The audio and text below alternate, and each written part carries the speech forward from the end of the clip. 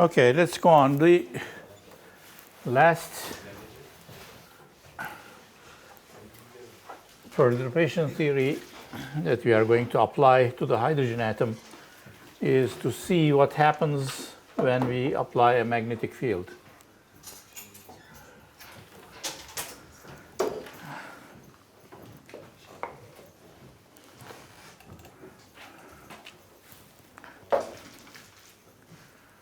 Okay, so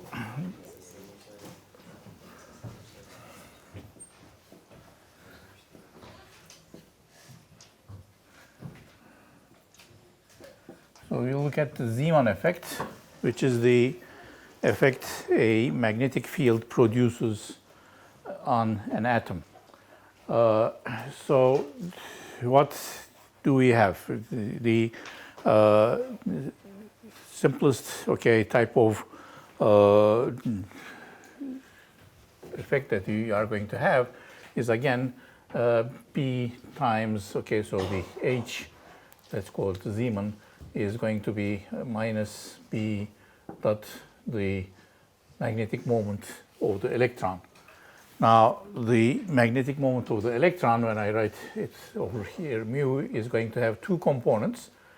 There will be some mu due to orbital angular momentum, because the electron is rotating around the proton.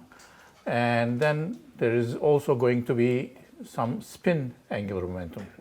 Okay, so they are both going to produce magnetic moments.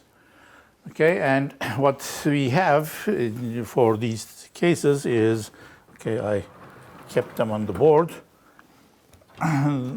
If you look at the magnetic moments, I have minus mu B times the mu, which is made up of two pieces. There will be one piece which will be due to the orbital angular momentum, but in that case we have the L object, and the 1/2 doesn't cancel. Okay, so we are going to get 1e over 2m times L. Okay, and we don't need a relativistic correction for this object. Okay, it's going to be minus, because solvent has minus charge. And then I also have minus e over 2m times the spin angular momentum. Okay, but this time I do need this factor 2.00 whatever. Okay, so effectively this 2 cancels that, and I get a Zeeman term which looks like e over 2m and L plus 2s dot b. Okay, so that's the Zeeman Hamiltonian. Now there's something that we have to work out here. B we can take in the z direction, so this is going to pick out the z components of these things. I'm going to get Lz and Sz.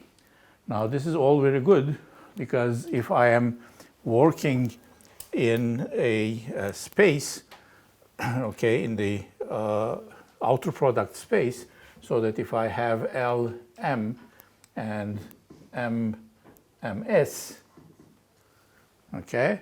if I just operate on this with Lz plus 2Sz, then the result is easy, right? Because Lz picks out the eigenvalue from here, and Sz picks out the eigenvalue from there, and I'm going to get h bar times 1/2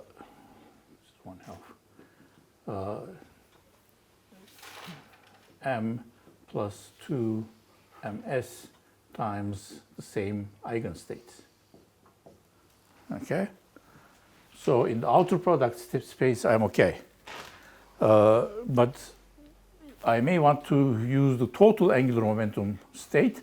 And if I use the total angular momentum state, then you see if I just write this as E over 2m, I have this L plus S, but plus another S here. So this whole thing is, okay, the total angular momentum J, but I still have this S over here, which doesn't commute with J or J squared or anything. So I don't have really a eigenstate for this operator as a whole. So why does it matter? Okay, because now I want to put in, okay, I want to calculate to first order the effect due to this magnetic field. So my Hamiltonian H will look like the original Hamiltonian. There is this H fine structure object, okay, which is the first order correction. But I also have now this H Zeeman. The hyperfine object I'll keep separate because that's, okay, something very small and should be added later if necessary. So I have something like this. Now, one thing I can do is if this Hz, so I really want to include effects of both of these things, okay? Now, remember that this, in order to use this fine structure object, I want to use the total angular momentum states, okay?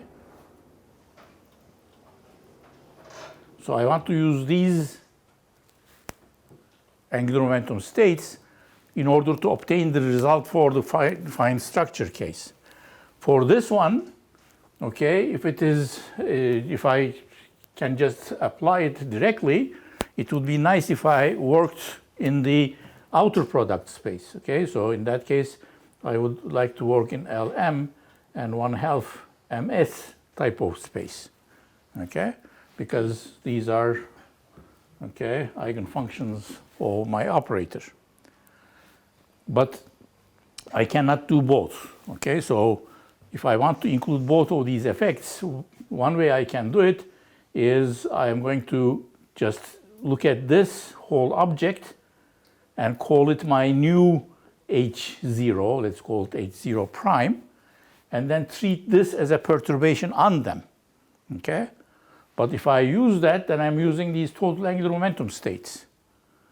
And this thing is not happy with the total angular momentum states.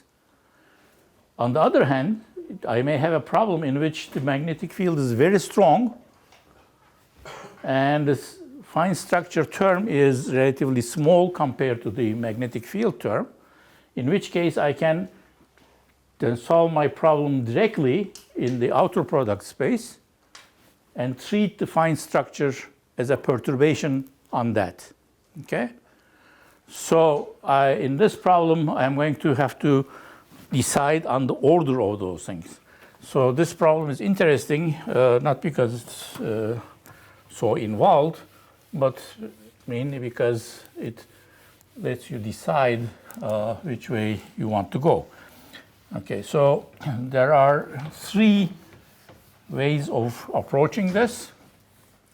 One is called the weak Zeeman effect, which we'll use first. Okay, so the weak Zeeman effect is, okay, we'll assume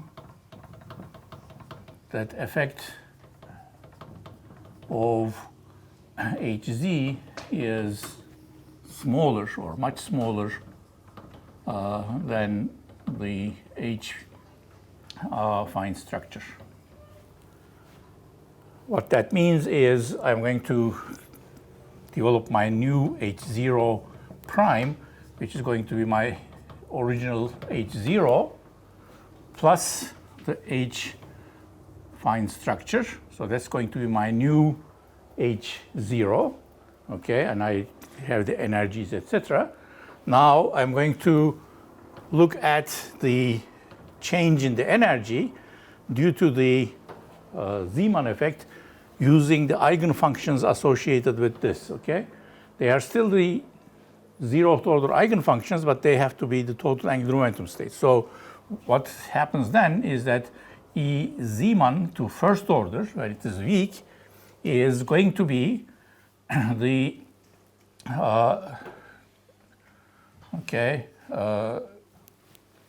expectation value of, let me just, n and not L and M, but J and Mj.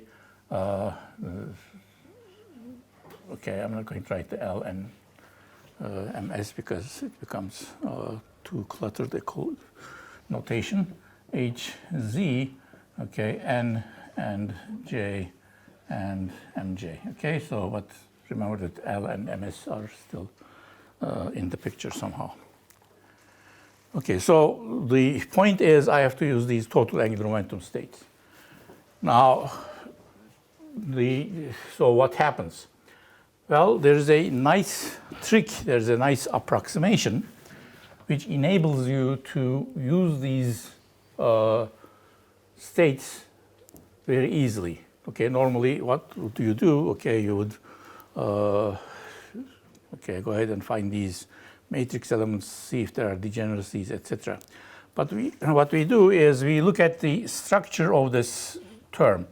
We have this L plus S, which is the total angular momentum, and it's conserved. Okay, so it's something that I have in my expectation value. But then there's another S. So what we are going to do is we are going to replace this with something which we are going to call S average. Okay, this is an approximation. What is S average? Well, let's see what this J is doing. So J is the number that enters into my equations. Okay, that's something that I know. And it is the sum of two vectors, S and L. But this S and L are not conserved. Okay? So L and S are not conserved, but the total angular momentum is conserved. So that means this L and S are rotating around this J to different directions, all around like this. Okay.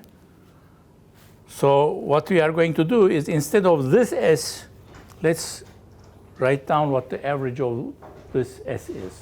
Okay. So what will that be? So S average, so it's going to be a vector. It's going to have a magnitude.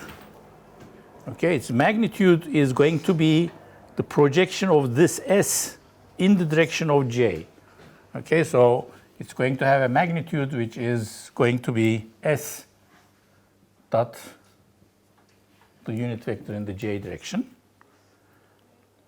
But its direction is also going to be in the J direction.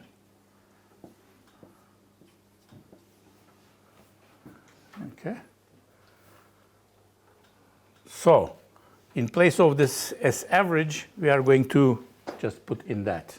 Okay, so we are going to say that S average is going to be S dot J times J divided by J squared. Now when you look at this expression, you see S dot J is an eigenfunction of the eigenfunctions are eigenfunctions of S dot J. And since we need only the Z component when we form the dot product, we'll be okay.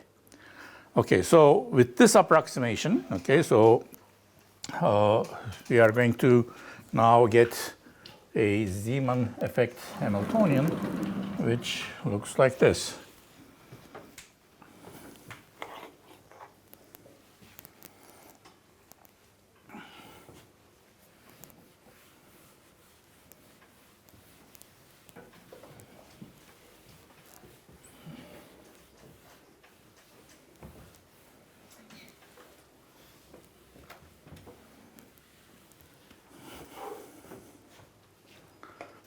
Okay, so I have it over here.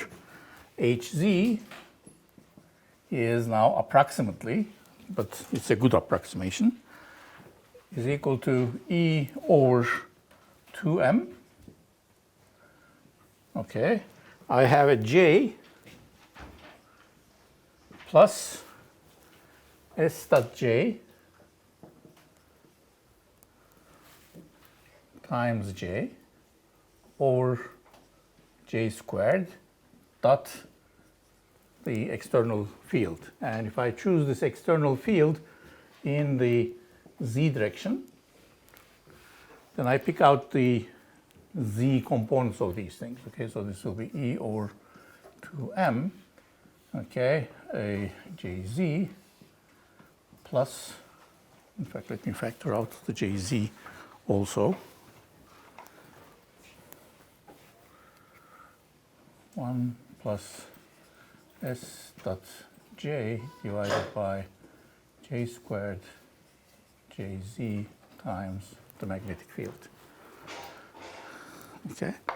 Now, when I determine the okay, expectation value of this E Zeeman to first order is going to be E over 2m. Expectation in this, okay, n, in fact, n is not even going to come, but let me, okay, write just the angular momentum parts, J, ms, and it's going to be made up of this L and S pieces, and I have 1 plus S dot J over J squared Jz, okay, times B operating on this thing again, J, ms, L, S. Okay, so I have here an operator, but the operator is made up of these terms. Again, this S dot J, okay, now it's, I hope a reflex now, that if you look at J equal to, so how do we do it now?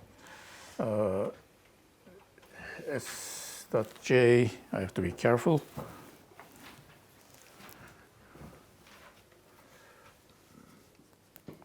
S dot J is going to be equal to S dot L plus S, right?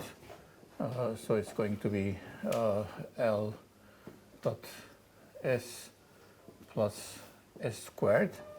Now I go back to my L dot S squared. So J squared is equal to L plus S squared, which is equal to L squared plus S squared plus 1 over 2 L dot S, so that L dot S is equal to, okay, L dot S is equal to J squared, right? Is there a factor 2? What am I doing? I'm getting tired. Okay, L dot S is equal to 1 over 2 J squared minus L squared minus S squared. Okay, so that if I add an S squared to that, so S dot J is S squared plus that, so it's going to be 1 over 2 J squared minus L squared plus S squared. Okay, so you see S dot J is made up of J squared, L squared, S squared. That's very nice. The denominator is just J squared, and here I have a Jz. So all of these things have as their eigenvectors these terms. So this is just a function of an operator. It's a function of an operator, so when it operates on its eigenstate, it will just pick out its eigenvalues. So this is going to give me, let me pull out the B, E, B over 2M. Okay, so there's a JZ factor, which is going to give me H bar times mj. Okay, the Z component of the angular momentum. This piece comes from Jz operating on that. And then I'm going to have 1 plus S dot J is this thing here. There will be an H bar squared, but there will be an H bar squared in the denominator also. So that's going to give me 1 over 2, what? J plus 1, okay, minus L plus 1, and plus S squared, which is plus 1/2 and 3 over 2 times 3 over 2. And in the denominator, I have just a J squared. Okay, so that's just going to give me J plus 1. Okay, that's it. Okay, so by manipulating, okay, we use some sort of averaging technique to put this S average here. Okay, that's the approximation. We could convert our results into a expectation value of an operator whose eigenvectors we know. Okay, so that takes care of that. So this piece here is called the lambda G factor. Okay, and you see that you have a correction to the energy levels, which depends on the total angular momentum and also the L state. Okay, so all of these things, if you are atomic physicists, are very important to you, okay, because you have now this nice energy level which corresponds to a certain En, and it's degenerate with all these L and J quantum states. But what happens is when you turn on the magnetic field, if it's a weak magnetic field, it will break this up into pieces which correspond to, okay, the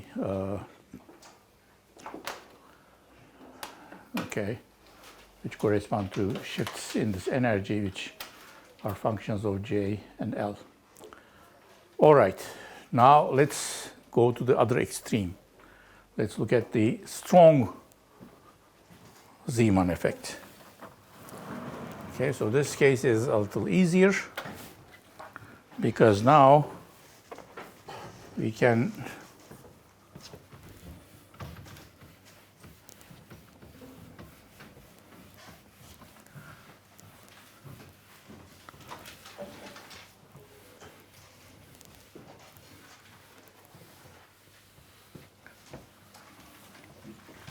all right, so where are we?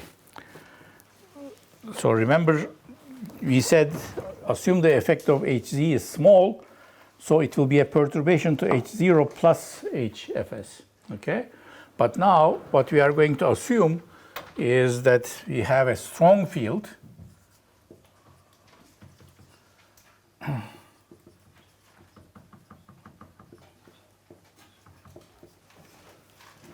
Okay, if you have a strong Zeeman effect, what we assume that, okay, we assume that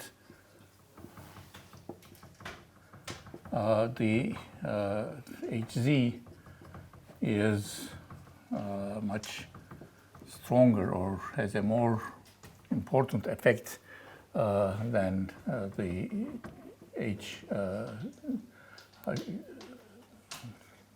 fine structure. Okay.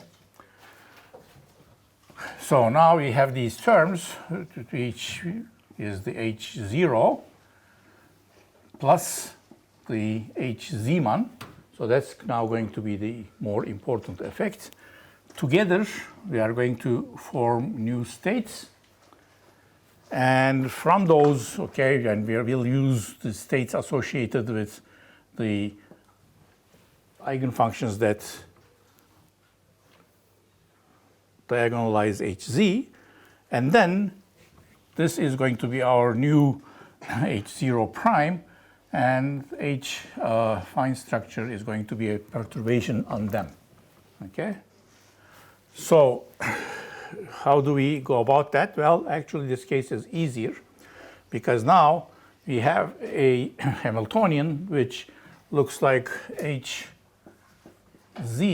is equal to E over 2m L plus 2s. Okay, and then I have that dot into B in the z direction. So it's just equal to E over 2m Lz plus 2sz times B. All right, so if I want the correction to the energy to first order, all I need to do is, okay, use the eigenstates which are the outer product eigenstates. So I use now L and M. S, well, S is always 1/2. Ms operating on Lz 2 plus 2 Sc, and I have 1/2 Ms, and then I have Lm. Okay, again, these are now eigenstates of that. I do exactly the same thing. I just find the eigenvalues and put them into their places. So this is going to be, I forgot the prefactor, EB over 2m. So this will be equal to EB over 2m. Okay, there will be an h bar factor. And I'm going to get m for Lz plus 2ms. And that's it. Okay, now that I have these energies and these states, now I must go back and find the fine structure corrections to all of these new states, okay, because the states, the energy states have changed, right? The E0 were the En states. They were degenerate in L and Ms, but now you see I'm going to get a split up of these states depending on what, okay, M and Ms are, okay? So now I have those things. Now these things are further going to split due to the fine structure. Okay, so these things, this larger part is E is Zeeman to first order, which breaks up this energy. But then there will be the fine structure effect on these things. Now, as if this is not enough, there is also an intermediate Zeeman effect, which means that these two fields are competitive with one another. Then you have no choice but to write the whole Hamiltonian, okay, and write down the matrix and diagonalize it and everything. And your textbook contains all that algebra. You get these nice big matrices, I don't know, 10 by 10 or something, and you diagonalize them. It's not as ugly as it sounds, but the results, of course, are somewhat in the middle. Okay, so I recommend that you read in your textbook this chapter as if you are reading a newspaper, but your generation doesn't know what a newspaper is, okay? Read it like you are watching a YouTube video or something. Okay, so just go through the basic ideas, main ideas, but the details of the calculations are all things that you can grasp. Okay, so that will be the end, I guess, for the time being, for the hydrogen atom. So we are going to move on to other types of systems. And I don't know if I should start it today because we have just 10 minutes. Maybe not. Okay, I'll let you go early and we'll start new topics next time.